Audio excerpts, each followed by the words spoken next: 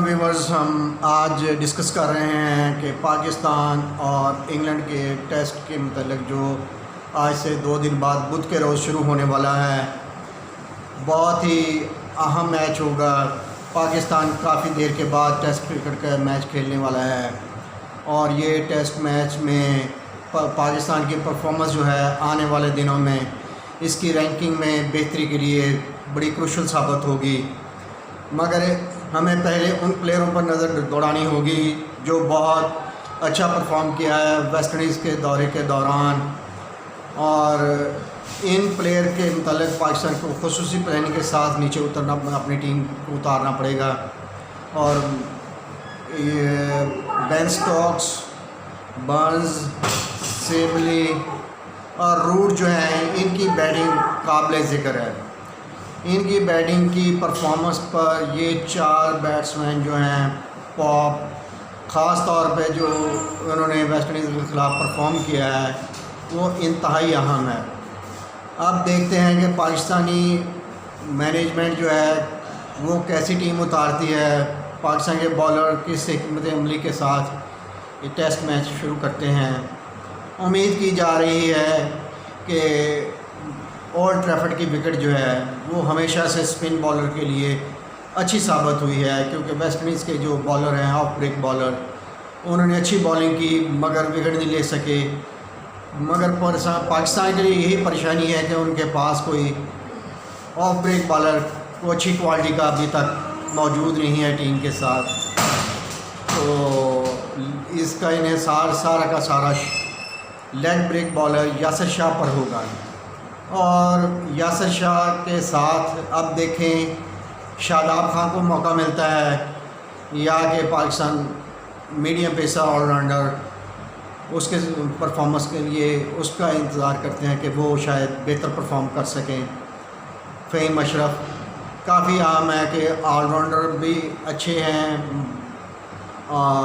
Bowling के लिए हमें इंतज़ार करना पड़ेगा नसीम शाह पर। नसीम शाह पाकिस्तान के उभरते हुए नए फास्ट बॉलर हैं और इनके साथ शहीन शाह अफरीदी की कारकर्दगी काफ़ी मैचों में बेहतर रही है। वो वनडे, T20 और टेस्ट मैच में अच्छी बॉलिंग का मुजाहरा करते आ रहे हैं। तीसरे फास्ट बॉलर के लिए सुहेल खान इस वक्त ज़्यादा बेहतर कैंडिडेट हैं।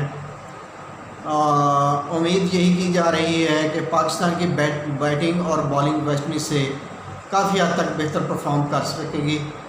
मगर हमारी बैटिंग अगर किसी सूरत नाकाम हो गई तो टेस्ट मैच में परफॉर्म करना और बचाना भी बहुत मुश्किल हो जाएगा, क्योंकि इंग्लैंड के क्रिस ब्रॉड बहुत अच्छी फॉर्म में हैं।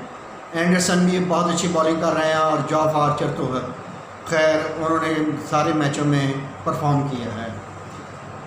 क्रिस ब्रॉड की परफॉर्मेंस बड़े अच्छी नबी तुली और इंतहाई बेहतरीन परफॉर्मेंस रही है वेस्ट इंडीज़ के ख़िलाफ़। अब देखें पाकिस्तान के बैट्समैन उनके ख़िलाफ़ क्या हिकमत अमली अपनाते हैं कि उनकी बॉलिंग का कैसे सामना करते हैं। सबसे ज़्यादा अहम ये शुमार किया जाता है कि इंग्लैंड के मौसम का दारोमदार बहुत ज़्यादा होता है क्रिकेट में। अगर बादल आ जाएँ और हवा चल पड़े तो बॉल खुद ब खुद स्विंग करना शुरू कर देती है और इंग्लैंड के बॉलर उसका बहुत फ़ायदा उठाते हैं। ये मुद्दतों से ये ऐसे ही चला आ रहा है कि जब बादल आ जाएं, हवा चल पड़े, तो बोथम मशहूर रहे हैं ऐसी बॉलिंग में कि वो ऐसे मौसम की बॉलिंग जो है बहुत शानदार करते रहे हैं। तो अब देखते हैं बेन स्टोक्स भी अच्छी बॉलिंग कर लेते हैं इन्हीं ऐसे औकात में। और ओवरऑल तो उनकी परफॉर्मेंस बेन स्टोक्स जो उनके कप्तान हैं बैटिंग और बॉलिंग की शानदार रही है।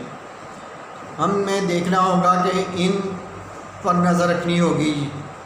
बॉलिंग में ब्रॉड, एंडरसन, आर्चर पर Ben Stokes, Burns, Sibley, Root, Pope और बटलर भी ख़तरनाक बैट्समैन विकेट कीपर हैं।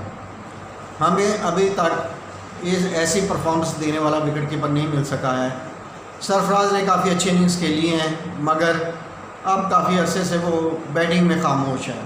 जब तक वो बैटिंग में परफॉर्म नहीं कर सकेगा पाकिस्तान को बैटिंग में प्रॉब्लम होती रहेंगी। अगर सरफराज बैटिंग में 50 या बड़ी 50 लगा लेता है तो उम्मीद की जाती है पाकिस्तान की बैटिंग जो है ना अच्छा परफॉर्म कर जाएगी। अब ओल्ड ट्रैफर्ड जो है वो पाकिस्तान के लिए खुशाइन साबित होता है या बदनसीबी का सफ़र शुरू होता है। हम उम्मीद करते हैं कि ये सीरीज़ पाकिस्तान की खुशनसीबी लेकर आए ताकि पाकिस्तान टेस्ट रैंकिंग में ऊपर चला जाए। शुक्रिया। जैसे टेस्ट शुरू होंगे हम उन पर आपसे बात करते रहेंगे। Thank you.